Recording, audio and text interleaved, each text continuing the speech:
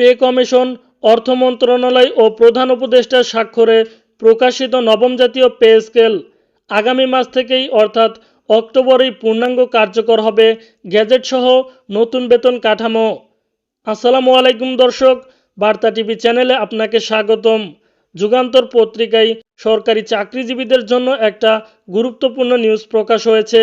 যারা সরকারি চাকরিজীবী আছেন তারা ভিডিওটি মনোযোগ সহকারে সম্পূর্ণ দেখুন এবং চ্যানেলটিকে সাবস্ক্রাইব করে আমাদের এই ভিডিওতে একটি করে লাইক দিয়ে মাত্র 250টি লাইক পূরণ করে দিন।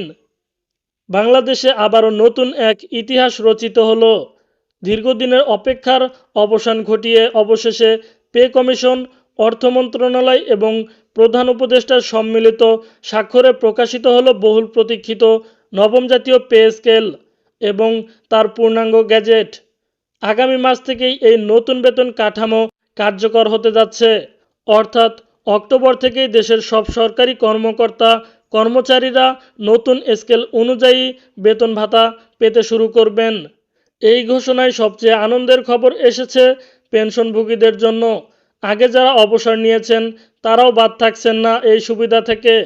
এবার থেকে তারা পাবেন 90% পর্যন্ত পেনশন ভাতা। দীর্ঘদিন ধরে যারা অবসর জীবনে অর্থনৈতিক টানাপোড়েনে ছিলেন তাদের জন্য এটি নিঃসন্দেহে একটি বিশাল স্বস্তির খবর। সরকারি বেতন কাঠামো বাংলাদেশের অর্থনৈতিক উন্নয়ন এবং সামাজিক কাঠামোতে গুরুত্বপূর্ণ প্রভাব ফেলে। প্রতিবারের মতো এবারও শুধু সরকারি চাকরিজীবীদের জন্যই নয়, বরং সামগ্রিক অর্থনীতির জন্য এক নতুন অধ্যায় সূচিত হবে বলে আশা করছেন বিশেষজ্ঞরা। কারণ বেতন বৃদ্ধির প্রভাব পড়বে বাজারে ক্রয় ক্ষমতার উপর, যা ধীরে ধীরে দেশের অভ্যন্তরীণ অর্থনীতিকে আরও শক্তিশালী করে তুলবে। নবম জাতীয় পে স্কেলের এই সংস্কারটি কয়েকটি বিশেষ বৈশিষ্ট্য নিয়ে এসেছে। সর্বনিম্ন এবং সর্বোচ্চ বেতনের মধ্যে নতুনভাবে ভারসাম্য আনা হয়েছে। বিভিন্ন গ্রেডে কর্মরতদের মধ্যে বৈষম্য কমাতে নেওয়া হয়েছে যুগোপযোগী পদক্ষেপ। এর ফলে শুধু উচ্চ পর্যায়ের কর্মকর্তারা নয়, নিম্ন ও মধ্যম পর্যায়ের চাকরিজীবীরাও উপকৃত হবেন। অর্থ মন্ত্রণালয়ের একাধিক বৈঠকের পর চূড়ান্তভাবে সিদ্ধান্তে উপনীত হয়েছে পে কমিশন। তবে এবার আর কোনো বিলম্ব নয়।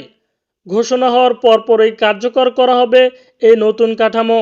প্রধান উপদেষ্টার নির্দেশে স্বাক্ষরিত গ্যাজেট প্রকাশের পরই দেশ জুড়ে আনন্দের ঢেউ বয়ে গেছে সরকারি চাকরিজীবী মহলে। শুধু কর্মকর্তারাই নন, পেনশনভোগীরাও দীর্ঘদিন ধরে যে দাবিটি করে আসছিলেন সেটিও এবার পূরণ হলো। আগে অবসর নেওয়া ব্যক্তিরা অনেক সময় নতুন সুবিধার আওতায় আসতেন না, কিন্তু এবার ব্যতিক্রম ঘটল। যারা অতীতে অবসর নিয়েছেন তারাও সমানভাবে নতুন সুবিধা ভোগ করবেন। 90% পেনশন ভাতা বৃদ্ধি তাদের জীবনে স্থিতিশীলতা আনবে, বিশেষ করে প্রবীণ ও অবসরপ্রাপ্ত পরিবারগুলোর জন্য। নতুন স্কেল কার্যকর হলে সাধারণ চাকরিজীবীর জীবনযাত্রায় বড় ধরনের ইতিবাচক পরিবর্তন আসবে বলে ধারণা করা হচ্ছে। বাড়ি ভাড়া, শিক্ষার খরচ, নিত্য প্রয়োজনীয় দ্রব্যের দাম সব মিলিয়ে যে চাপ সৃষ্টি হয়েছিল তার একটি বড় অংশ এবার লাঘব হবে। বিশেষজ্ঞরা বলছেন এটি শুধু ভোগ্যপণ্যের বাজারেই নয়, বরং স্বাস্থ্য, শিক্ষা এবং অবসর খাতেও ইতিবাচক প্রভাব ফেলবে। অন্যদিকে অর্থনীতিবিদরা মনে করছেন এই সিদ্ধান্ত সরকারের জন্য চ্যালেঞ্জের কারণ। বাড়তি বেতন ভাতা প্রদানের জন্য বিপুল অঙ্কের অর্থ বরাদ্দ করতে হবে। তবে তারা এটিও বলেছেন যে যদি সঠিকভাবে অর্থ ব্যবস্থাপনা করা যায় এবং উৎপাদনশীল খাতে বিনিয়োগ করা যায় তবে দীর্ঘমেয়াদে এই উদ্যোগ দেশের অর্থনীতিকে আরও শক্তিশালী করবে। বাংলাদেশের সরকারি চাকরিজীবীদের জন্য এই ঘোষণা এক ইতিবাচক মাইলফলক হয়ে থাকবে, কারণ এটি শুধু একটি বেতন কাঠামো নয়, একটি উন্নত নতুন আশার প্রতীক, যেখানে কর্মরত এবং অবসরপ্রাপ্ত উভয়ই সমানভাবে সম্মানিত হবেন। সর্বশেষে বলা যায়, নবম জাতীয় পে স্কেল ও প্রকাশিত গ্যাজেট প্রকাশের মাধ্যমে অর্থনৈতিক ইতিহাসের নতুন অধ্যায়ের সূচনা করেছে। আগামী মাস থেকে কার্যকর এই কাঠামো লাখো পরিবারে বয়ে আনবে স্বস্তি, আশার আলো এবং নতুন উদ্যমে এগিয়ে যাওয়ার প্রেরণা।